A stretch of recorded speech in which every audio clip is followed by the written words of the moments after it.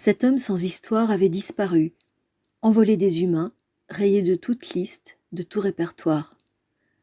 Absent pour l'avenir, absent pour tous. Il avait un métier, un numéro de sécurité sociale, une carte bancaire et sans doute un emprunt à rembourser quelque part. Disparaître, c'est un rêve d'humain, un souhait persistant. S'extraire des contingences, des contraintes, des responsabilités, des engagements pris en dépit et malgré soi. Sa maman s'était inquiétée de son absence. Elle connaissait ses habitudes et là, ça n'était pas normal, bien entendu. Il paraît qu'une mère, c'est ça, tout entière tendue vers cette autre vie venue de soi. Sa voiture avait été retrouvée garée sur le bord d'une nationale, presque dans le fossé, garée au bord d'une immense forêt. Un fantôme ou un fou, c'est la même chose, a enregistré notre entrevue lorsque nous ne disions absolument rien. Ça fait une longue plage de silence, et je crois que ça n'a aucun intérêt, sauf à écouter entre les interstices. Pour personne. On entend le tic-tac d'une pendule. Comment peut-il y en avoir encore de ces heures marquées par un balancement physique ? Une pendule ou un pendule. Un temps marqué par une oscillation. Un temps pour qui ?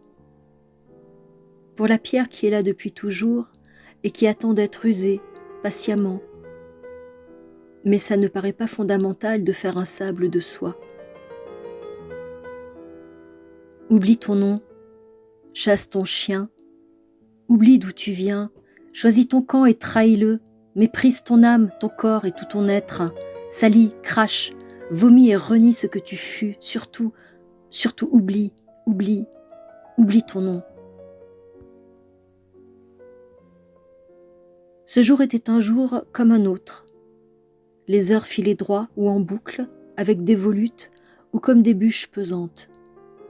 Tu sais, celles qui choient sur le sol avec un bruit sourd. Un jour que rien ne distinguait vraiment des autres jours. Peut-être un sentiment différent, je n'en suis pas sûre. Le fruit d'une réflexion, d'un cheminement. Je pris le chemin de la forêt. Je ne parle pas d'un bosquet, une futaie, une haie arborée, je ne parle pas d'un simple bois, je parle d'une forêt, de celle dont une fois happé, on peut s'y perdre pour toujours. Maintenant que j'y songe, c'était mon désir profond, mon souhait. Je n'ai pas eu besoin de le dire, je n'ai pas eu besoin d'y penser, il était là, comme une évidence.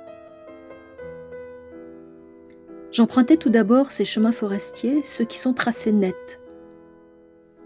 Simples laies herbeuses s'enfonçant dans les bois, de l'herbe haute et jaunie, et des fougères à l'odeur âcre et forte. Ces chemins bien tracés qu'on emprunte en famille, il suffit de les suivre sans craindre de se perdre. Pas vraiment. Je ne cherchais pas à être discret. Quelques sentinelles alertaient mes hôtes, de loin en loin un oiseau chantait ma présence. C'est heureux, il n'est pas question d'arriver par surprise. La vie sauvage n'arbore rien de tant que d'être prise par surprise ou au dépourvu, de se sentir acculée sans possibilité d'une fuite.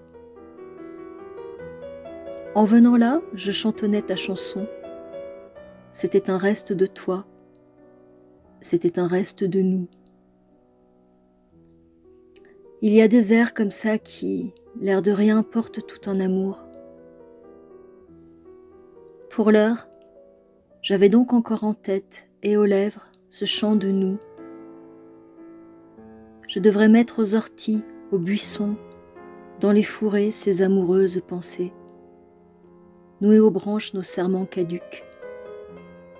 C'est prévu pour bientôt. Les filaments du temps s'envolent au gré de mon pas. C'est drôle le temps, il n'est pas le même pour tout le monde. Bien sûr, il a été question d'un temps universel, mais ça ne marche pas. Le temps n'est pas universel, le temps est intime. Il a son rythme à lui, à soi, à nous. Le temps minéral, le temps animal, le temps végétal. L'éphémère a son éternité, et l'éternité semble parfois brève.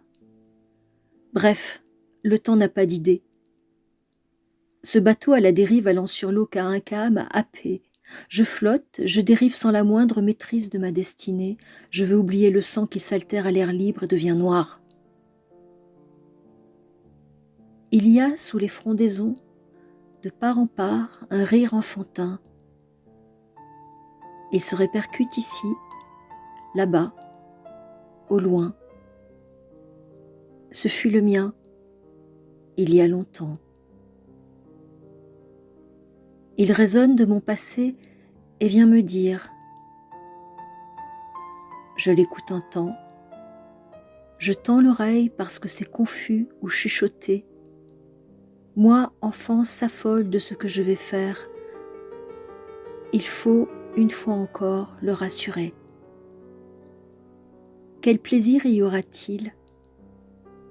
Je veux toujours du plaisir, car ça ne peut être un renoncement, une retraite, une fuite. Je poursuis mon chemin, cette progression lente vers je ne sais quelle fin. La forêt paraît toujours plus épaisse, tandis que je m'enfonce plus encore dans ces larges chemins. Au carrefour, je n'hésite pas, je prends. Peu importe, je prends, j'emprunte. D'autorité, je prends encore, je m'enfonce loin. J'ai marché tout le jour jusqu'à ce qu'il décline, jusqu'à ce qu'il s'incline. J'ai marché encore un peu dans la pénombre, le sous-bois était noir depuis bien longtemps déjà. Puis le chemin s'est effacé, il n'y avait plus que cette canopée fendue sur un ciel plus clair, à peine plus clair. L'ombre des arbres sur fond de nuit claire. Je fondrai un jour tout cet or et cet argent que j'ai reçu des femmes qui ont cru un temps m'aimer. J'y ai cru aussi parfois pour en faire un bijou unique, celui de l'oubli, teinté d'un bref mépris. Les sentiments résident un temps dans le métal précieux, jusqu'à fondre dans le néant. Ça n'est plus qu'un présent, une ode à ma vie. Je vois les femmes araignées tisser ce qui sera la toile de nos linceuls, parce que je veux tant reposer dans le repos de cette trame, vêtir mon âme, qu'elle ne soit pas trop indigente à tous, au moins vêtue un temps. Au plus profond, là où tout me paraît loin de ma vie, je trouve cet arbre immense.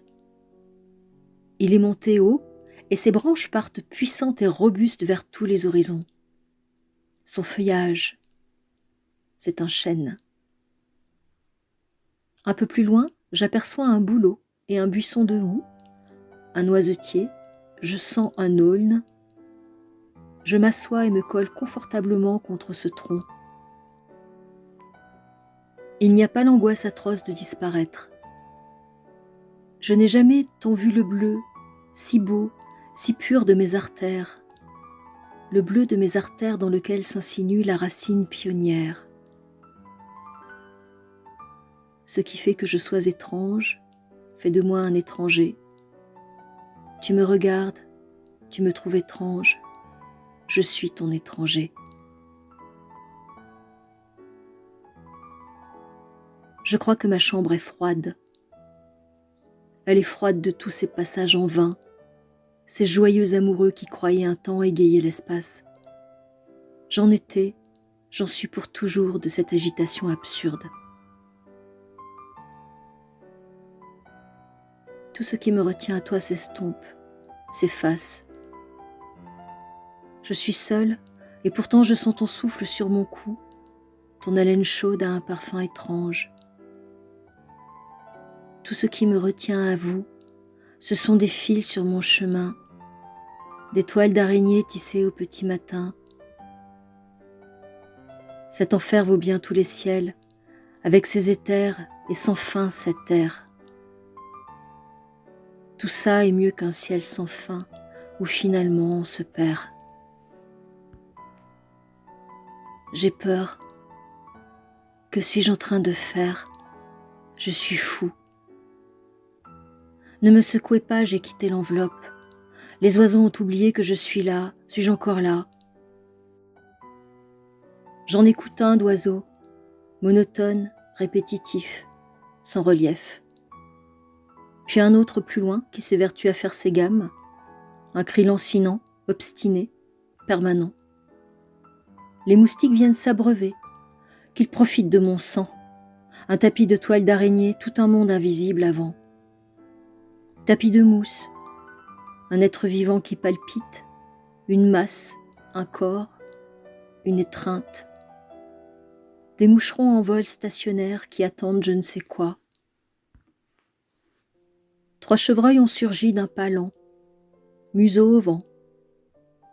Ils sont venus me renifler, puis m'ont ignoré, sans plus aucune réaction. Je n'étais plus alors du monde des hommes. Ne me réveillez pas. D'ailleurs, je ne dors pas. Ne me cherchez pas. Jamais je ne fus là. J'entends des voix. Je sens que l'on me frôle. Qui vient me chuchoter tous ces encouragements? Des fantômes? Des morts? Je puise en ce corps qui est encore le mien l'essence de vie. Tu penses qu'il y a du vert et tu te trompes. La chlorophylle est blanche du passé avec toi. Blanc d'un temps perdu, à s'ignorer obstinément. Tout est mouvement et oscille sur un axe inconnu de moi. Qu'importe. Je puise et je bois profond, me frayant un chemin péniblement mais obstinément, et je vole en quête de lumière, je vole haut. C'est un nouveau vertige. En équilibre sur cette droite imaginée, je puise profond et je vole, j'aspire, je suce. La pluie n'y peut rien, je vole haut. Ça me semblait impossible.